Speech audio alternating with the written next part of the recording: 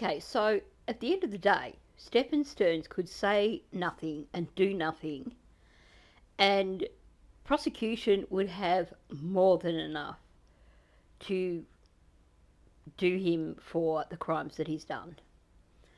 At the end of the day, we know that Stephan Sterns is either going away for good or he's going to face the X word, which probably, I'm not going to say because I'm guessing it's probably one of those words that YouTube jumps on you straight away if you say it. Either way, the future doesn't look good for Stephan Sterns. And he doesn't need to do anything to help prosecution to put him in that position, because he's already done enough. He's on camera. They've got more than enough evidence to completely fry him. But it seems that he's not so bright. So one of the things that has just come out is confirmation that the For Maddie letter was in fact written by Stephan Sterns.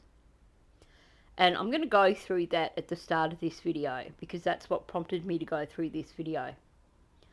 But the crazy thing is, that's not the only admission of guilt that he's made.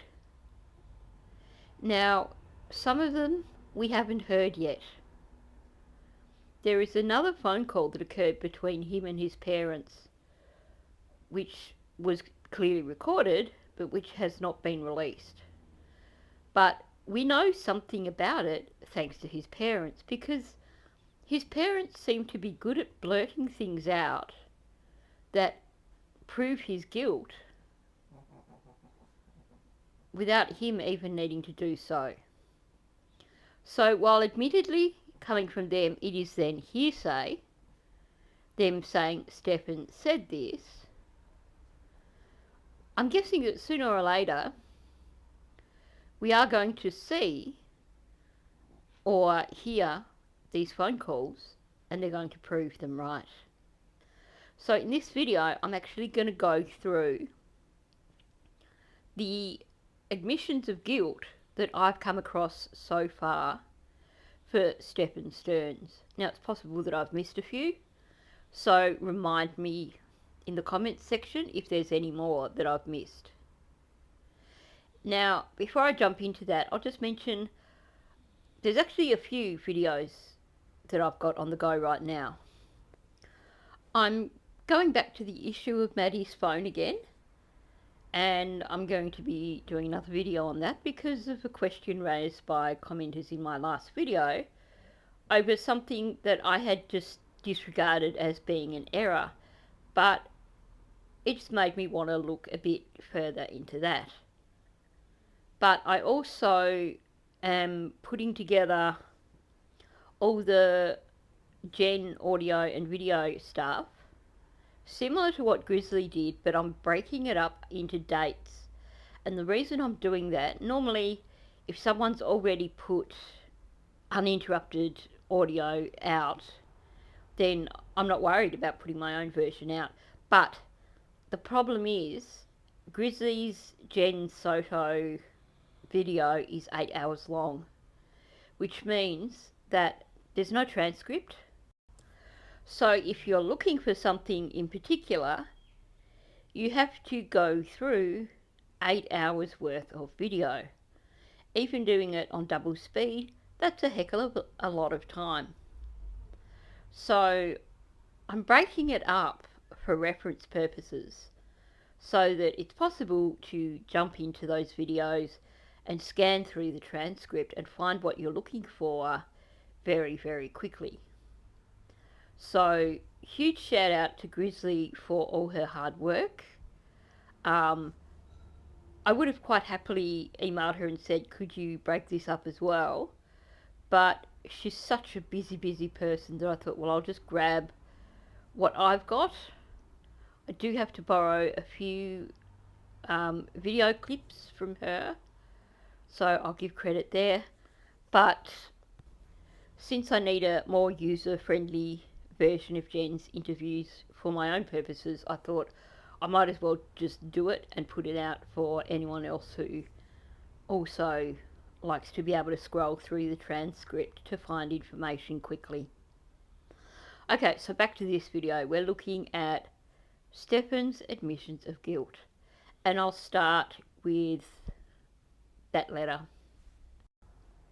Okay, I'm just going to get a little bit cheeky here and say, for those people who came at me several months ago when I did an analysis of this letter and said that it seemed to me to be irrefutably Stephan's handwriting, thank you, apology accepted. Only joking. People are allowed to have their own opinions, and as I mentioned in that video, because it looked like it was so very precisely written, it looked like it was a good copy, that makes it harder to compare it to his written statement that he made when Maddie was missing. But there were definitely enough similarities there that I could say it was definitely his. So I'm going to read through the poem first, and then I'm going to look at the documents now that show us the origins of this poem. Honestly, it actually sickens me reading this, but we might as well look at everything that this monster has done, and well, someone's got to do it. So, always. Your hair was like honey, your eyes stormy blue. Gone far too soon, I will always miss you. Yep. Classic 10-year-old rhyming. Your smile was a treasure, your laughter filled the room. This world is not the same, I will always miss you. I'm sure this loser thought he was creating some kind of masterpiece. But honestly, I've seen better poems written by 10-year-olds. I loved you so much, I would have died for you. With no end to my tears, I will always miss you. As I held you in my arms, my heart died with you. Rest in peace, sweetheart, I will always miss you. With a little love heart underneath. Now, I haven't kept the copy of the envelope that was with it, but it was an envelope with a love heart on it. I could jump in and get it off Paula's channel, but she's got everything stamped with watermarks, so I'm just going to describe it. Now, I am going to rely on Paula for the next part because I haven't got access to these documents as yet. So there's actually a few pages of documents pertaining to this, but I'm just going to look at this one page. So I'll blow it up and read the top section first. Okay, so I am just going to point something out in terms of inmates having access to paper from outside sources. The only way it is going to occur, and this is actually mentioned, is if they are provided a few pieces of paper while they are with their lawyer. It can't be sent to them from outside of the jail by anyone, simply because cellmates can be quite ingenious, and it is not unheard of for people to soak paper and cards, etc. So handmade cards also aren't allowed. It is not unheard of for people to soak them in drugs, and then the cellmates somehow extract drugs from the paper. So we know that this LA paper has definitely come from his solicitors, lawyers, whatever you call them in America. Okay, so on the above date and approximate time, I was assigned as the C-Pod Housing Unit officer. At approximately 1450 hours, I was conducting random cell searches in Charlie Pod. While searching the cell of inmate Stephan Sterns, I noticed some yellow pieces of notebook paper. This caught my attention because yellow paper is not common in our facility. After finishing the search of the cell, I asked another officer to confirm the presence of the yellow paper, and he also found it unusual. Just as we were about to wrap up, Corporal Dinko, love the name, entered the pod. I inquired with her about whether yellow paper was permitted. She wasn't certain and asked to see the papers in question. I then requested inmate Sterns to hand over the papers, which he did. I asked the inmate how he obtained the yellow paper, to which he stated that his attorney had provided him with a few blank yellow papers on a prior date. One of the papers turned out to be a handwritten poem labelled "For Maddie." I showed this note to Corporal Dinko. That concludes what I was involved in during this incident. Okay, supervisor's action. After closely examining the handwritten note, I noticed a few lines that concerned me. I immediately reached out to Counsellor Mendoza from Mental Health Services. So then, of course, you've got the explanation of the note being passed on and eventually being given to Kissimmee Police Department, at which point we then gained access to it. Okay, so there's that. It's pretty incriminating. When you consider the final paragraph of the poem, he's saying essentially that he was holding her as she died. That is a major confession of guilt. He's saying he was there when she died.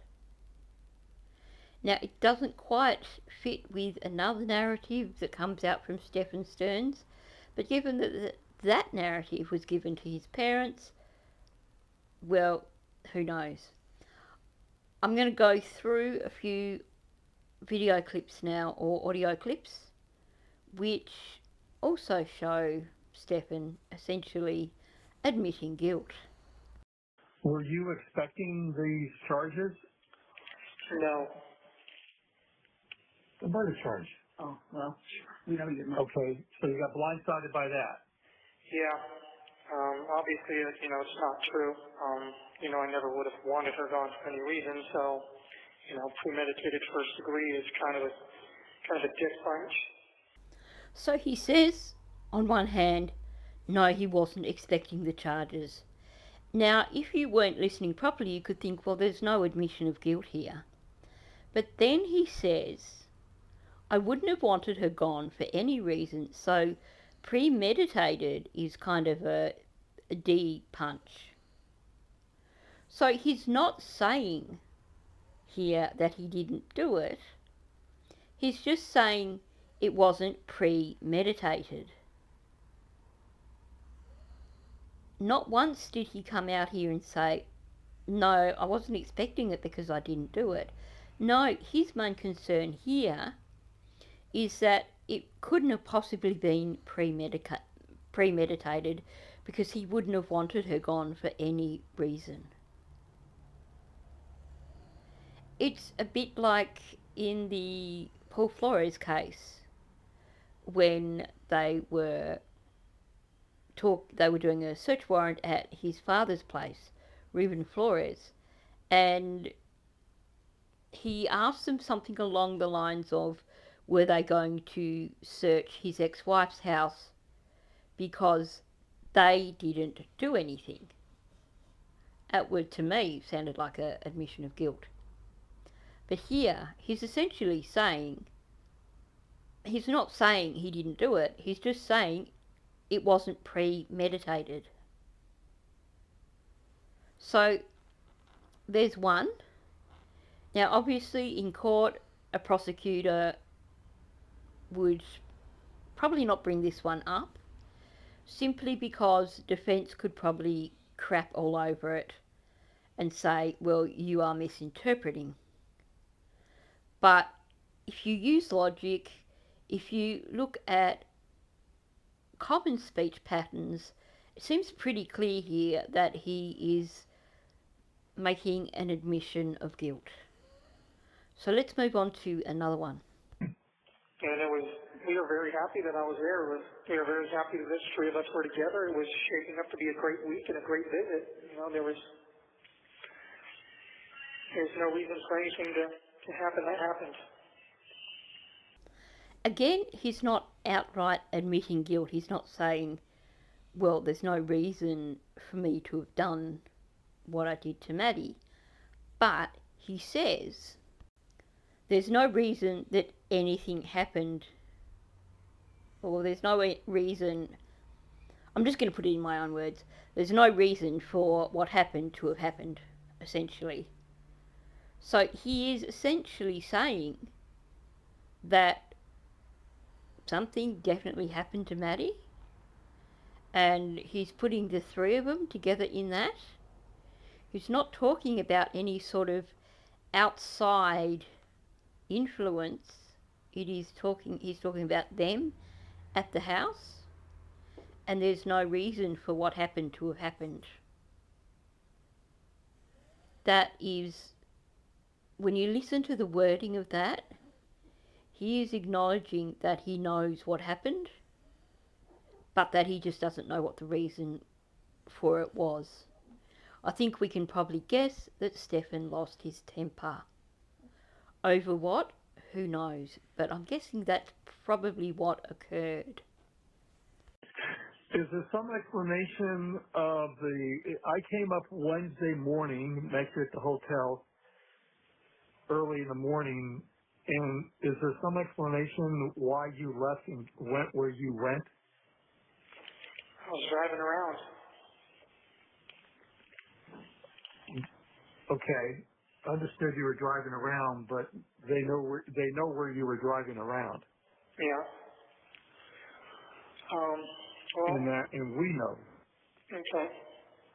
I had wanted to grab a few things and get my ducks in a row, kind of prepare myself for whatever was coming, but I couldn't find what I was looking for.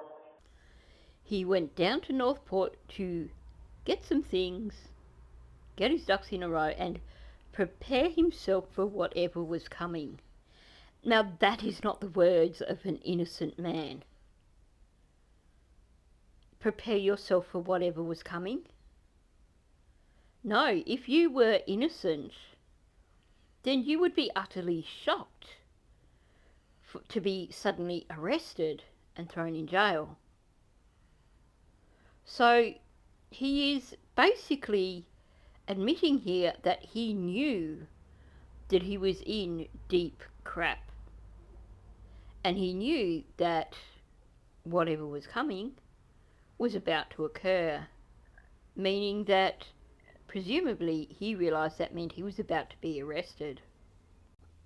No pleading innocence or anything like that, simply he had to sort things out before whatever it was came down on his head. That is definitely an admission of guilt. Come to me and talk to me about some stuff, and maybe we could have helped you out in some way, giving you some advice. But certainly, under the extenuating circumstances, what was later discovered obviously couldn't help you any further than what had already taken place. So the most logical thing would be to have, face up to it and have a conversation with the appropriate authorities or get an attorney or something. But be that as it may. Yeah, well, Yep. So it's really hard to actually hear what Stephan said after Chris said all that to him. It was one of his really quiet little mumbles, which I would say is him being, I haven't got an answer for that because you are right. And what Chris said to him was essentially saying that given that he was guilty, as Chris is putting it in his face there, basically saying that he knows that his son was guilty, and that had his son actually approached him after whatever happened, then they could have got out in front of it and gotten a lawyer, yada yada. There's no cry of, but I'm innocent.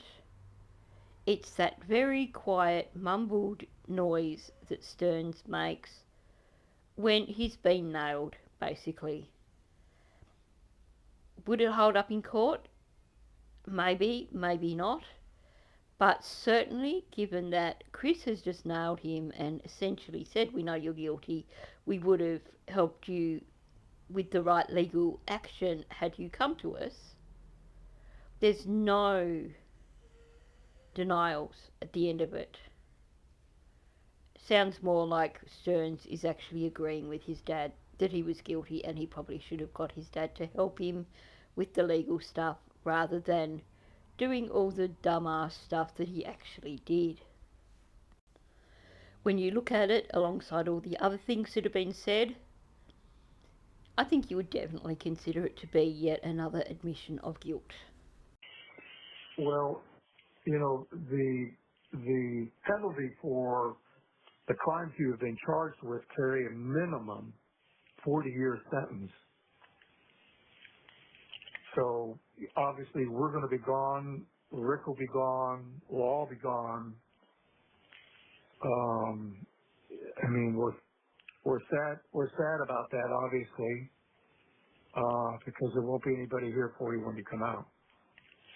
Yeah, and I'll be lucky if I have another 40 years left in me either, so. Again, there's no direct admission here from Stephan. His dad says what you are being tried for comes with a penalty of, you're going away for a long time. You're going to be away for 40 years or more. Stephan doesn't say, but I'm innocent. I'm not going to go away because I'm innocent. I'm going to be proved innocent. No, instead, what does he say? I don't think I've got 40 years in me. So he's essentially agreeing with his father that he is going to be locked away for another 40 years. But he doesn't think that he's going to live another 40 years, which probably a good thing because, yeah, he would be 87 by then. And I think he probably would have fallen off the twig by then, unless, of course, he gets the death penalty. I think this conversation probably occurred before that was on the table. But definitely no pleading innocence or anything like that, just straight up, yeah, I don't think I've got that in me. I'm not going to last that 40 years. His responses are definitely not the responses of an innocent man. Imagine you were innocent and someone said, look, what you're charged for, you're going away for 40-something years. You would be beside yourself. You wouldn't be saying, oh, well, I don't think I've got another 40 years in me. You'd be saying, no, that's not right. I'm innocent. I need to get out. Yeah. I mean, that's, I guess, where everything sticks.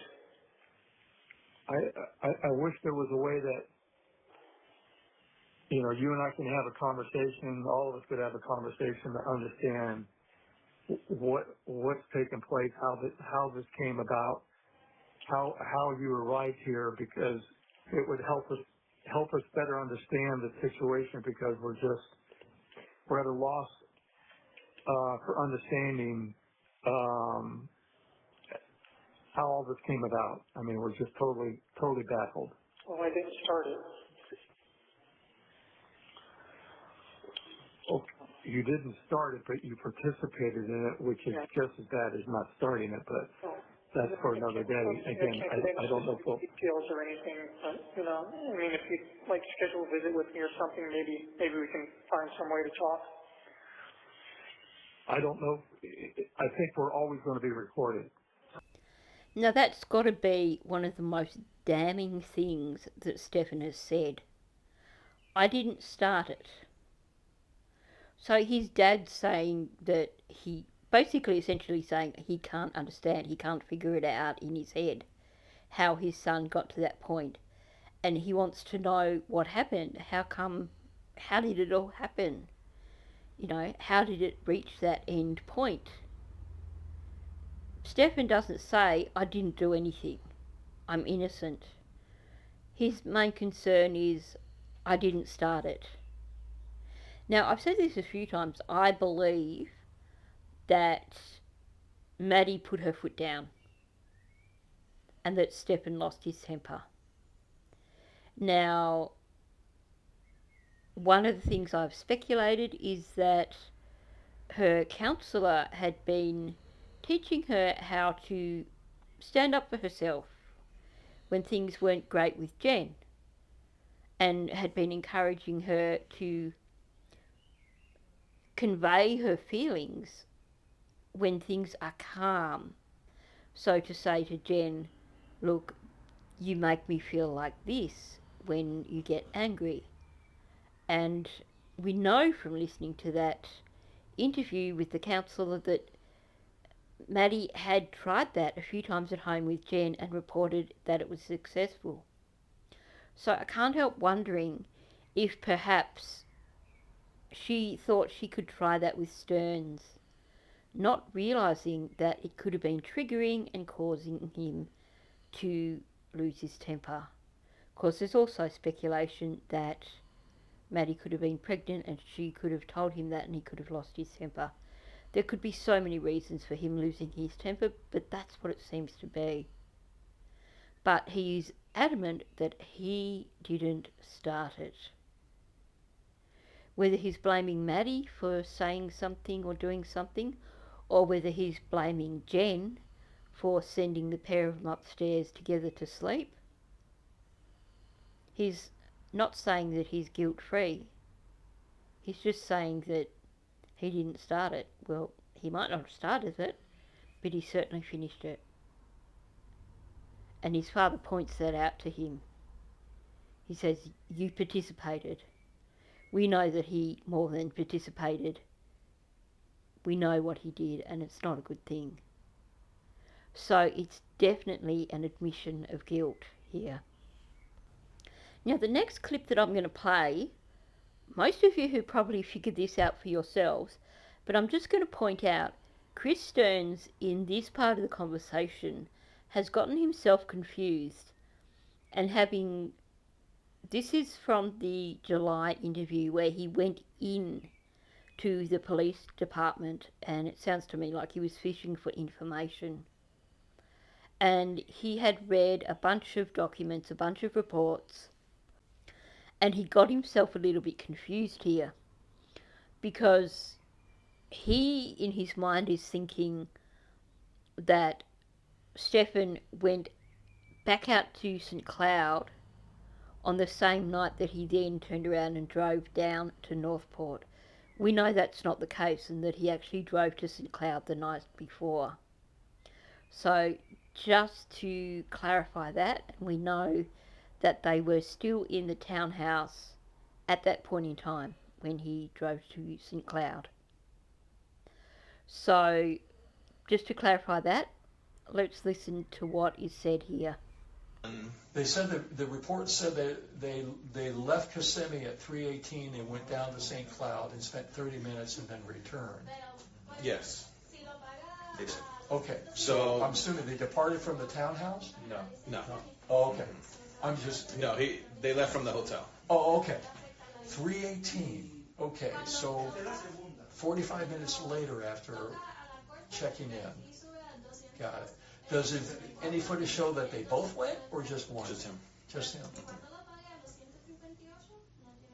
I asked him about that, and which was would have been on a recorded phone call, why he did that, and he said that he was speculating killing himself. Okay, so like I said, Chris has caused confusion here because he thought that it was the same night that Sterns went to St. Cloud and then went down to Northport, but he didn't. So, and he's confused the officer, so the officer hasn't quite caught up yet with the conversation. But he says that he asked Stephan essentially why he went back out to where Maddie was. And Stephan's answer was that he was thinking of unaliving himself. Now, we know that's a load of BS from Stephan because he would be too gutless to do that anyway. But the fact that he is admitting that he definitely went back out to Maddie is a major admission of guilt.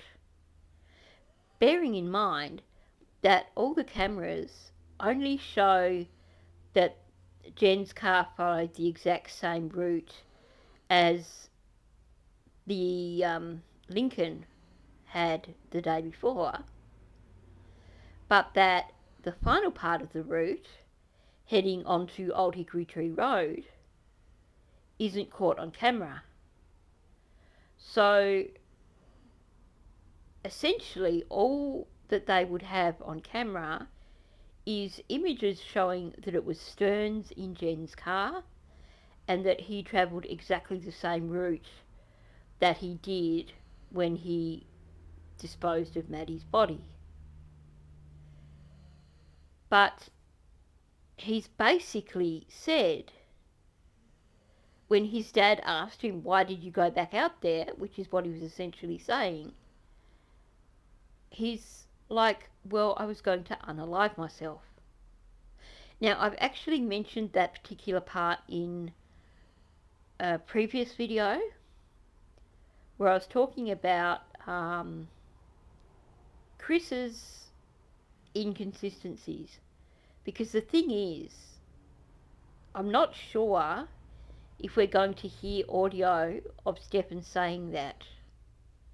And the reason I say that is because Chris is fishing at first to find out if, when the car is captured on cameras heading back to where Maddie was, he's fishing to see if they have Jen with him on those cameras. And they say, no, it was just Stephan. And then he comes out with this whole story of, well, he was going to unalive himself. The thing is, if he was going out there to unalive himself, he wouldn't have been doing so with Jen in tow. Chris would know that. So either the conversation didn't occur,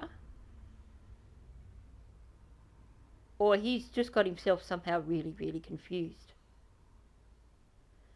But I think, you know, knowing that he's just asked if it was him and Jen, then it seems to me that perhaps he just brought that one out of thin air. I may be wrong, but that's not the point there. If Stephan did say that he was headed out there to unalive himself, then he is admitting guilt, because he's admitting that he returned to the scene. He returned to where Maddie was left.